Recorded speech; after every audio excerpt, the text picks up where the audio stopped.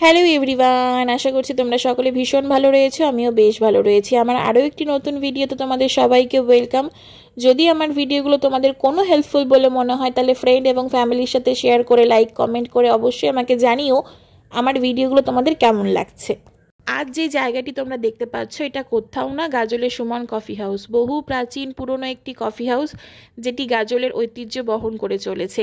সেই ছোটবেলা থেকে এখন পর্যন্ত কতবার যে কফি হাউসে গেছি তা গুণে শেষ করা যাবে না। আমার ছোটবেলার বহু স্মৃতি এখানে জড়িত। এবার তোমাদের ছোটবেলার স্মৃতি বললেই মনে আসে মাধ্যমিক পরীক্ষার শেষ কিংবা উচ্চ মাধ্যমিক পরীক্ষার শেষ হলেই কিন্তু আমাকে সুমন কফি হাউসে যেতে হতো। আমার এত ভালো লাগে, এখনও পর্যন্ত যদি আমি সুযোগ পাই সবসময় যাওয়ার চেষ্টা করি। সেখানকার স্টাফদের বিহেভিয়ার থেকে শুরু করে সেখানকার খাবার কোয়ালিটি যা একদম মন ছুঁয়ে যায়। তোমাদেরকে এক কথায় বললে অসাধারণ।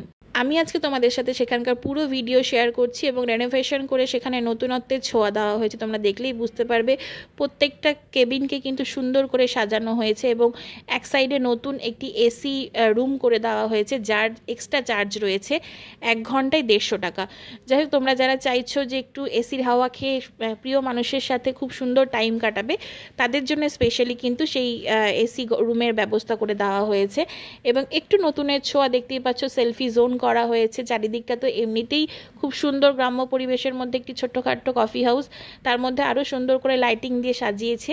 আমার তো বেশ ভালো লেগেছে। যাই হোক, আমি আজকে এখানে গিয়ে ট্রাই করেছিলাম চিকেন পাকোড়া, যার প্রাইস ছিল 180 টাকা 8 পিসের দাম। সাথে নিয়েছিলাম চিলি চিকেন, যার প্রাইস ছিল 180 টাকা এবং সেখানে ছিল 8 পিস চিলি চিকেন।